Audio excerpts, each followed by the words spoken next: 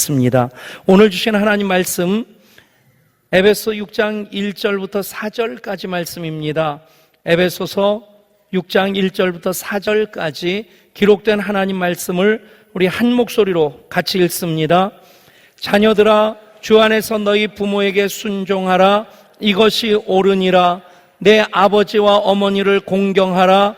이것은 약속이 있는 첫 계명이니 이로써 내가 잘되고 땅에서 장수하리라.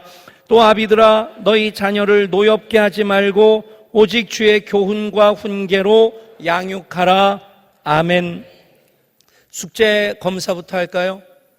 학교 다닐 때 숙제 검사한다면 가슴이 콩당콩당했죠? 한 주간 동안 가족들에게 고마워, 미안해, 사랑해 많이 하셨어요? 아멘. 숙제 검사는 다음에 다시 하도록 하고 복습을 하겠습니다. 옆에 분 보시면서 조금 연세 드셨으면 요자를 붙이시고 비슷한 또래일 것 같으면 그냥 하시고 옆에 분에게 고마워, 미안해, 사랑해. 인생 살면서 아무리 큰 명예와 부를 얻었다 할지라도 가족을 잃는다면 진정한 성공일 수 없겠고 진정한 행복일 수 없을 것입니다. 누구나 인생길 떠날 때는 더 많이 갖지 못한 것에 대해서 후회하지 않습니다. 더 높은 자리에 올라가지 못한 것 아쉬워하지 않습니다. 인생 떠날 때, 가족들과 헤어질 때 대부분 하시는 말씀은 더 사랑할 걸, 그때 미안하다고 할 걸. 누구나의 마음속에는 응어리진 것들이 가족에 대한 그리움과 애정 또는 서운함과 미안함, 그것들이 담겨져 있습니다. 더 이상 그것들을 마음의 우물에 담아두지 마시기를 바랍니다. 사랑의 마음으로 고마워, 미안해, 사랑해 고백할 때에 그것이 아픈 상처를 덮는 붕대가 될 것이고 치료하는 약이 될 줄 믿습니다. 엊그제 한강공원에서 4,000명의 중국 관광객들, 유커들이 삼계탕 파티를 벌였습니다. 다음에 또 4,000명 유커가 4,000명 또 모여서 그 삼계탕 파티를 한다고 합니다. 그렇다고 우리가 8,000마리 희생된 양들을 위해서 묵념할 필요는 없겠고 4,000명 삼계탕 대접을 하는데 서울시에서 2억 5천만 원을 썼답니다. 2억 5천만 원 그냥 꽁돈 썼겠습니까? 그 유커들이 와서 면세점에서 쇼핑하고 그들로 인해서 또 다른 사람들 오고 하는 그런 유발 효과를 495억 원으로 추산을 하는데 때때로 맞진 않더라고요. 근데 왜 하필이면 삼계탕 파티냐? 그게 송중기하고 송혜교가 나왔던 태양의 후예에서 송중기하고 송혜교가 삼계탕을 먹었기 때문이랍니다. 태양의 후예, 인기가 엄청나지 말입니다. 하도 태양의 후예 얘기를 해가지고 저도 마지막 회 한번 봤지 말입니다. 어색해요?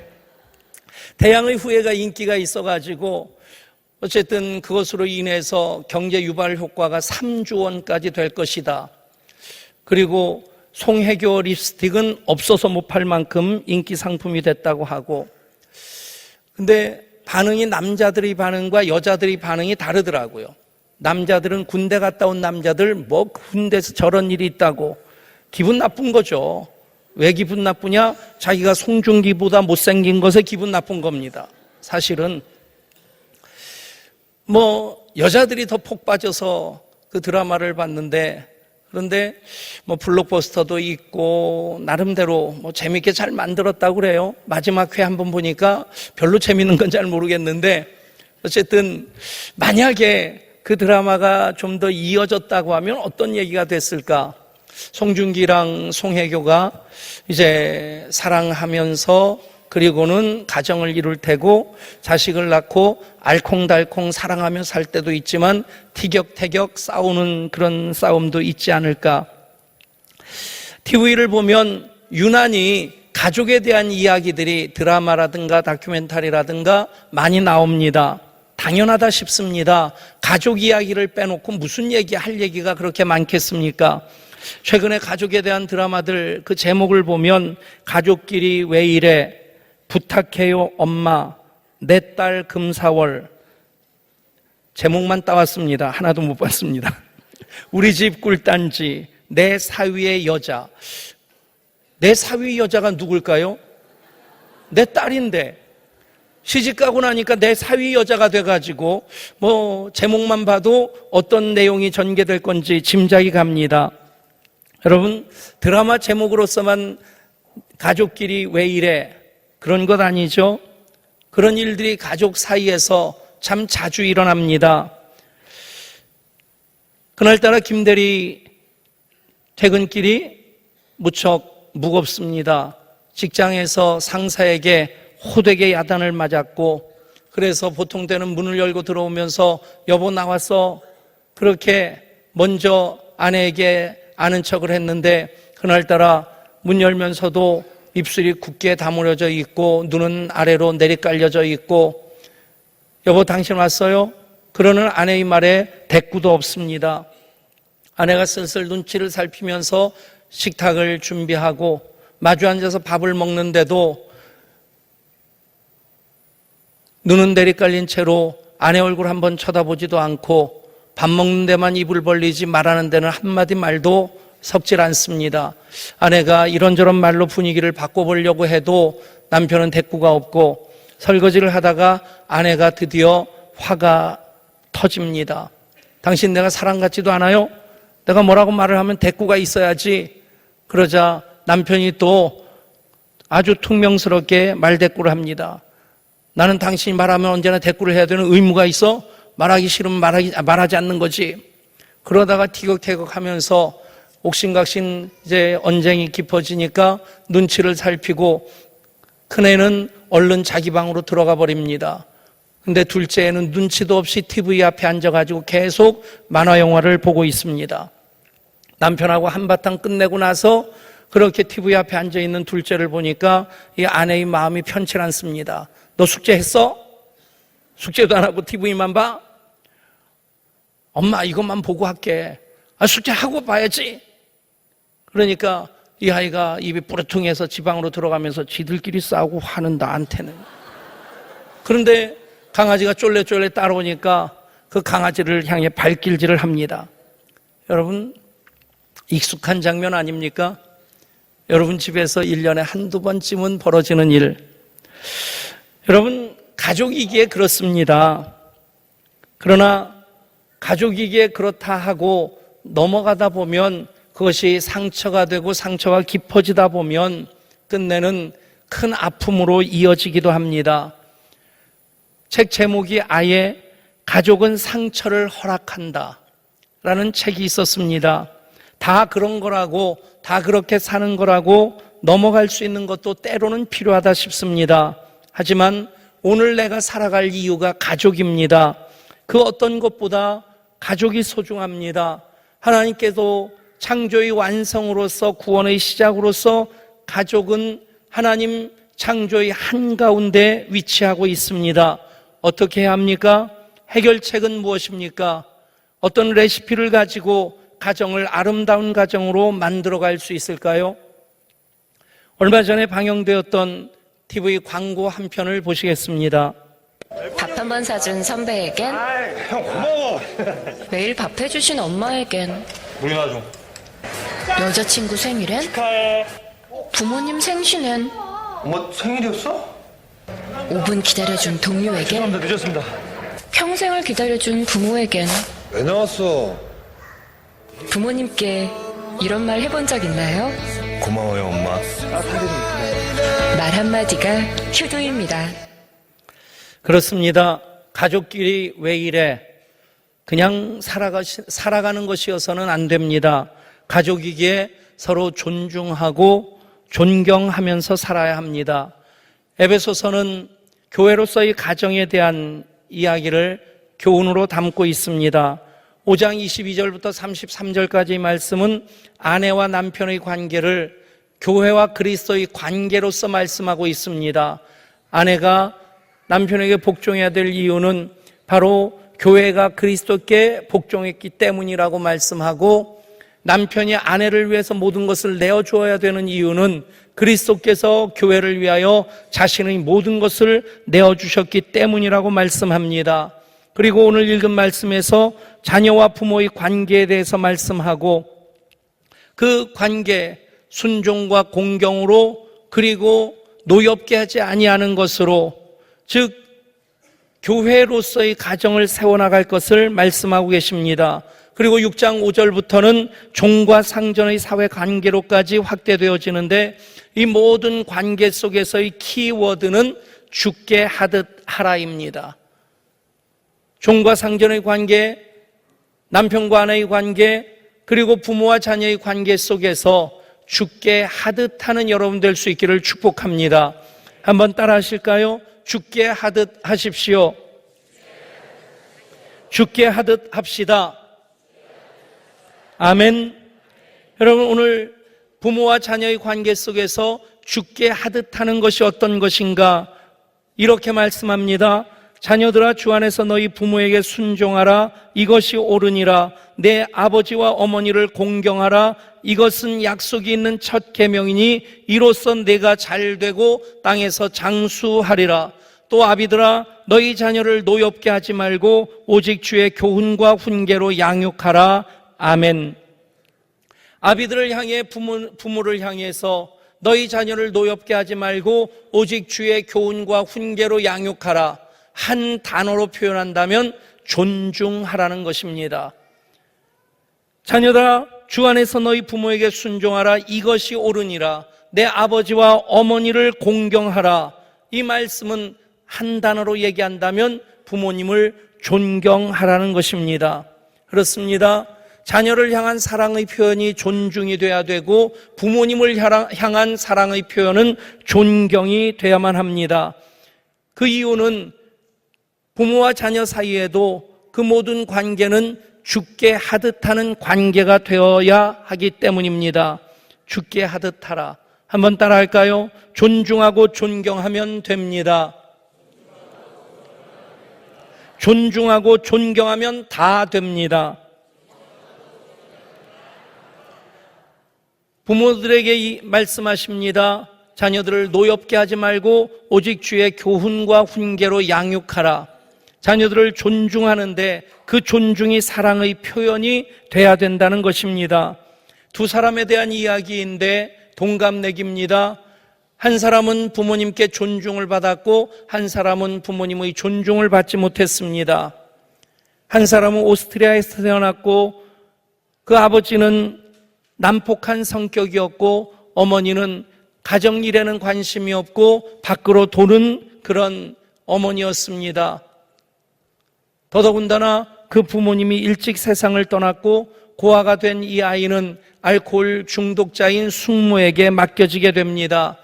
16살 때 학교를 그만두고 여기저기 전전하다가 군에 입대했고 군에서도 그렇거니와 제대한 이후에 정치 활동을 하면서 극단주의 쪽으로 나갑니다.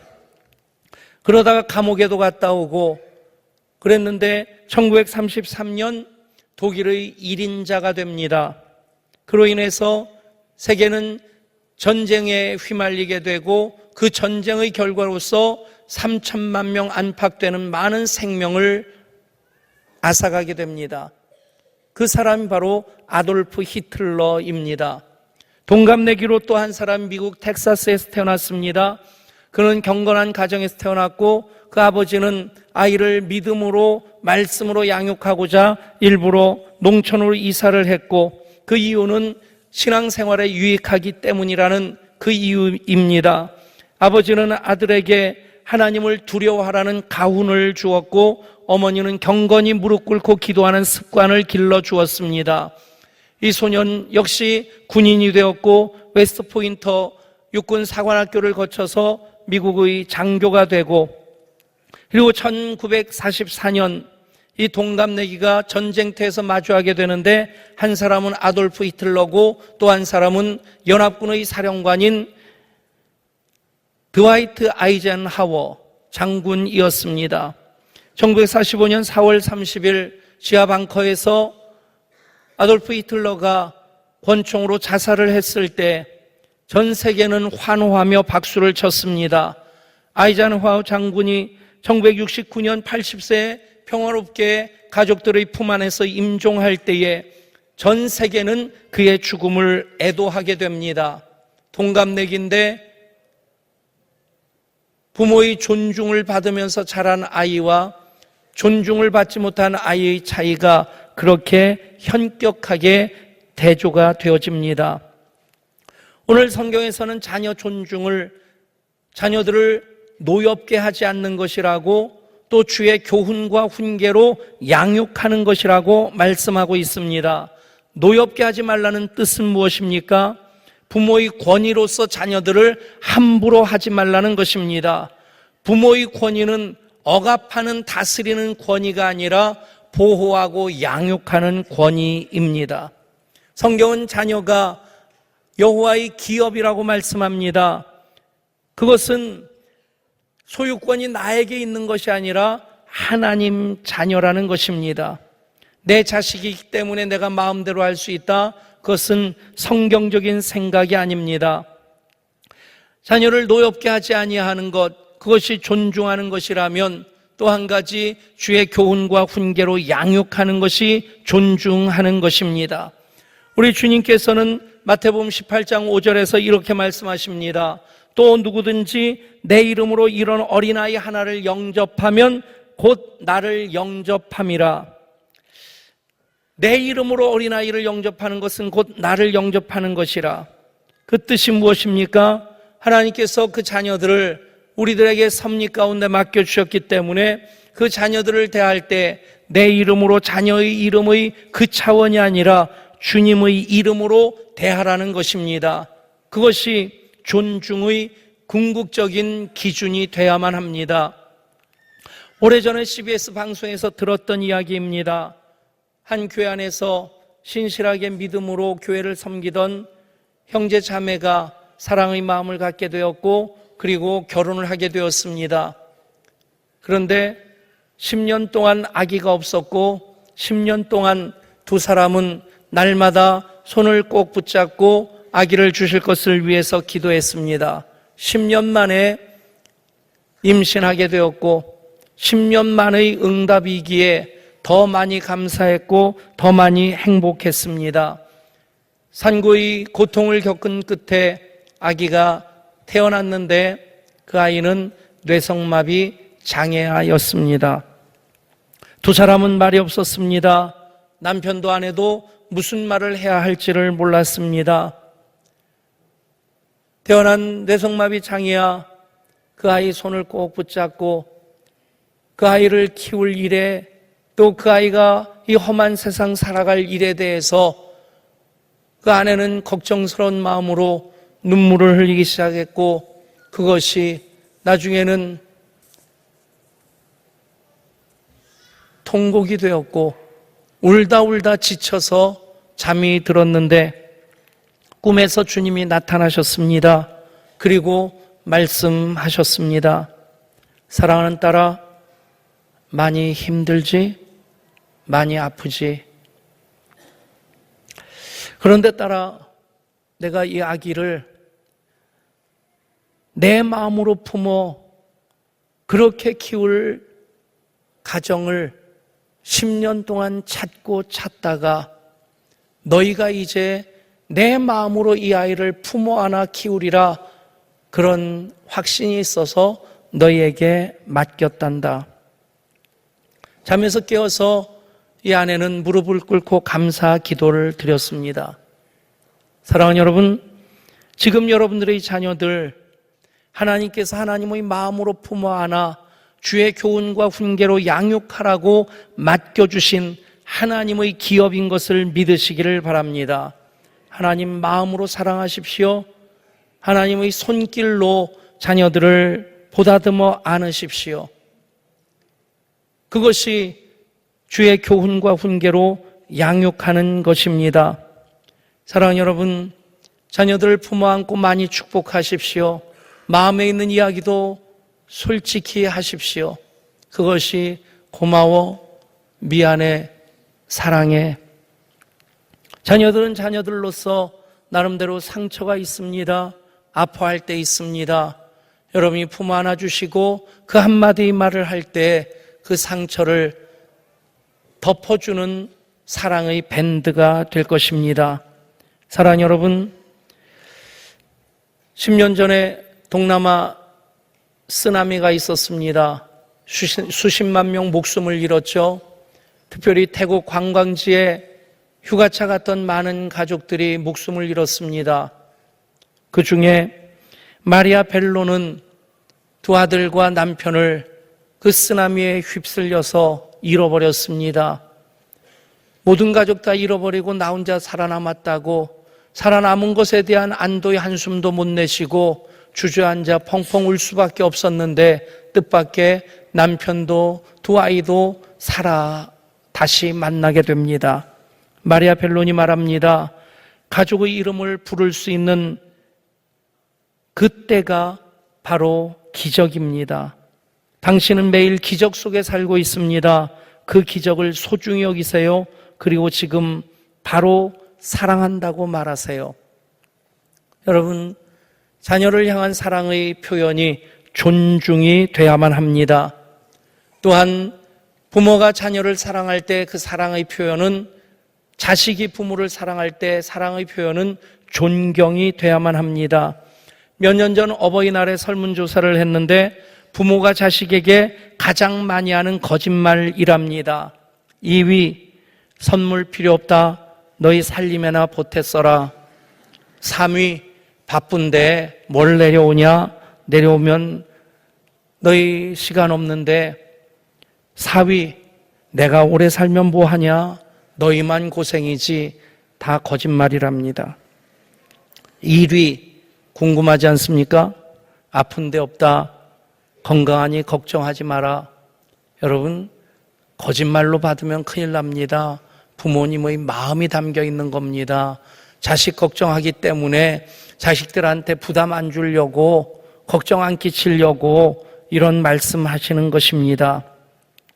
사랑하는 여러분, 부모님께 순종하고 공경하십시오. 그것이 우리의 사랑의 표현입니다. 그것을 한마디로 얘기하면 존경입니다. 부모님을 존경해야 될 이유가 무엇입니까? 내 부모님이기 때문입니다. 하나님께서 예수님을 이 땅에 보내주실 때에 동정녀 마리아를 통해서 이 땅에 태어나게 하셨습니다. 마찬가지로 하나님께서 우리를 이 땅에 태어나서 하나님 자녀로 하나님 은혜와 사랑 가운데 살아가도록 하나님께서는 부모님을 통해 우리를 이 땅에 태어나게 하셨습니다. 그래서 말씀합니다. 자녀들아, 주 안에서 너희 부모에게 순종하라. 이것이 옳으니라. 내 아버지와 어머니를 공경하라. 이것은 약속이 있는 첫 계명이니 이로써 내가 잘되고 땅에서 장수하리라. 이 말씀 그대로 부모님을 공경하시는 여러분 될 수 있기를 소원합니다. 가시고기의 작가 조창인이 쓴 등대직이라는 소설이 있습니다. 소설의 주인공은 재우라는 막내 아들인데, 편애하는 형을 편애하는 어머니 때문에 많이 상처받고 차별을 받고, 그래서 가출해서 가족들과 관계를 끊고 가족들 얼굴 보기 싫어서 아예 외딴선 등대지기로 들어가서 살던 그 재우가 8년 만에 가족들을 만나게 됩니다. 만난 이유가 무엇이냐면, 그렇게 어머니의 그 사랑을 독차지했던 형은 IMF를 당하면서 직장에서 명예퇴직하고 이 땅에 희망이 없다고 모든 것 정리하고 외국으로 이민을 가버립니다. 이제 누이 둘과 막내 동생이 남았는데, 그런데 어머니는 치매에 걸려 있습니다. 그 치매에 걸린 어머니, 형이 떠난 이후에 어떻게 할 것인가 의논하기 위해서 세 남매가 모였는데 요양병원에 보내드리자. 그런데 성격이 유달리 괴팍하신 그 어머니를 요양병원에서 감당할 수 없다고 다시 퇴원시키라고 하는 겁니다. 어쩔 수 없이 그 어머니를 외딴섬 등대지기 하는 제후가 맡게 됩니다. 어머니 때문에 상처를 받았고 가족들 얼굴 보기 싫어서 아예 외딴섬으로 들어갔는데 이제는 그 어머니와 함께 살아야 되는 겁니다. 금방 밥을 차려드려도 배고프다고 또 차려달라고 하고 왜 나를 굶기냐고 투정하시고 대소변 가리지 못하고 아무데나 그렇게 퍼질러 놓으시는 그 어머니 때문에 가뜩이나 상처를 받았는데 그 나날이 끔찍하기만 합니다. 태풍이 몰아치는 어느 날 밤에 등대의 불이 갑자기 나가버렸습니다. 등대의 불을 켜기 위해서 숙소를 나서는데 이 어머니가 제우의 발목을 붙잡고 제우야 가지 마라 가지 마라 그러시는 겁니다. 어머니 저기 먹을 것 있어요? 배고프시면 드시면 돼요. 그리고는 뿌리치고는 등대 위로 계단을 통해 올라가서 보니까 휴즈가 끊어져 있고 끊어진 휴즈를 입고 다시 전기를 올리는 그 순간 그만 감전이 되어서 제우는 쓰러집니다. 한참 만에 희미하게 정신이 돌아왔는데 내장은 불에 타는 것 같고 온몸은 오그라드는 것 같습니다. 이러다가 내가 죽겠구나. 그리고 있는데 희미하게 누군가가 계단을 올라오는 소리를 듣습니다. 어머니구나. 어머니 올라오시면 죽는데 어머니 돌아가세요. 내려가세요. 여기 올라오시면 어머니 죽어요. 그런데 어머니는 아랑곳 없이 그 등대 꼭대기까지 올라오십니다. 그리고는 제우를 보자마자 하는 말이 너 왜 여기 있어? 나 밥 줘야지. 그런데 꼼짝없이 누워있는 아들을 보는 그 순간 이 어머니의 모성 본능이 다시 살아납니다. 아들아, 내가 너를 살릴게. 내가 너를 살려줄게. 그리고는 폭우가 쏟아지는 밖으로 나가서 손으로 한 움큼 빗물을 움켜다가 아들의 입에 부어줍니다. 아들은 여전히 의식이 없습니다. 이 어머니는 옷을 벗어서 옷을 적셔서는 그리고는 아들의 입에 한쪽을 물려주고는 아들을 무릎에 그 머리를 올려놓습니다. 그리고 끝없이 말합니다. 아들아, 내가 너를 살려줄게. 내가 너를 살려줄게. 나흘 만에 구조대가 등대에 도착했을 때 어머니는 이미 세상 사람이 아니었고 제우는 의식을 잃은 채로 그러나 목숨은 부지하고 있었습니다. 사랑하는 여러분, 가족이니까 사랑하니까 지금 사랑을 고백하십시오. 다 표현할 수 없다고, 다 고백할 수 없다고 더 이상 핑계거리로 변명으로 삼지 마시고 미안하다고, 고맙다고, 사랑한다고 말씀하십시오. 머리가 하얗게 센 70이 훨씬 넘으신 장로님이 장가간 아들에게 전화를 했습니다. 전화를 받으면서 아들이 아버지 왜 전화하셨어요? 무슨 일이 있으세요? 사실은 있잖아. 사실은 내가 너를 사랑한다고, 내가 너를 많이 사랑하는데 말이야. 아들은 대꾸를 하지 않고 듣고 있었습니다. 한참 망설이던 아버지가 내가 너를 사랑하는데 말이야. 그런데 미안하다. 너에게 참 미안한 게 많구나. 3시간쯤 후에 며느리에게 전화가 왔습니다. 아버님, 남편에게 뭐라고 말씀하셨어요? 아버님 전화 받고 애비가 지금 방에 들어가서 3시간째 울고만 있어요. 여러분, 가족끼리이기에 사랑하기 때문에 때로는 사랑의 방법이 서툴어서 상처를 줄 때 있습니다. 너무 늦기 전에 표현하십시오. 오늘부터 시작하십시오. 고맙다. 내가 내 아들이어서, 내가 내 딸이어서 미안하다. 나 때문에 많이 힘들었지? 사랑해.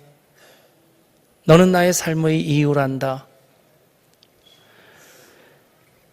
고마워요, 엄마.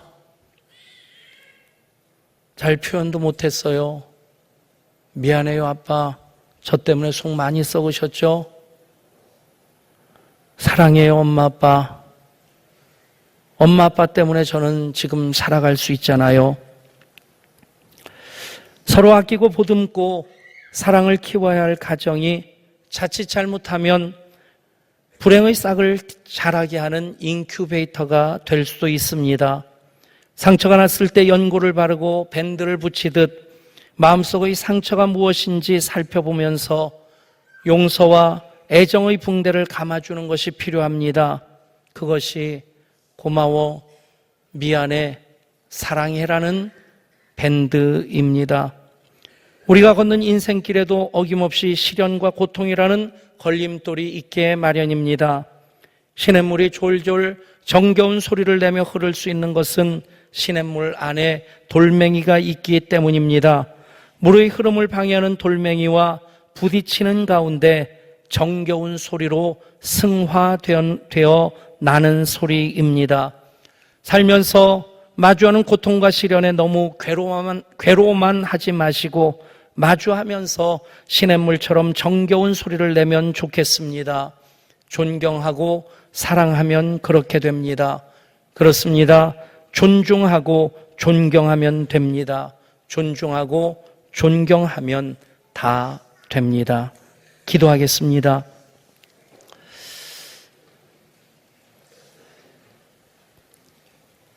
하나님, 창조의 완성으로 구원의 시작으로 가정을 자리매김해 주셨습니다. 가장 소중한 관계로서 가족이 함께 살아가는데 사랑하는 것은 분명한데 사랑의 표현이 성숙하질 못해서 때로 서로 상처를 주고받을 때 있습니다. 더 이상 머뭇거리지 않게 하여 주시고 이제는 사랑을 표현할 수 있게 하여 주시고 그 상처마다 밴드를 붙일 수 있게 하여 주옵소서. 그래서 가정마다가 보배로운 기름을 쏟아 부어주시는 헐몬의 이슬로 채워주시는 그 복과 은혜가 넘쳐나게 하여 주옵소서. 우리 주 예수 그리스도 이름으로 간절히 기도드리옵나이다. 아멘.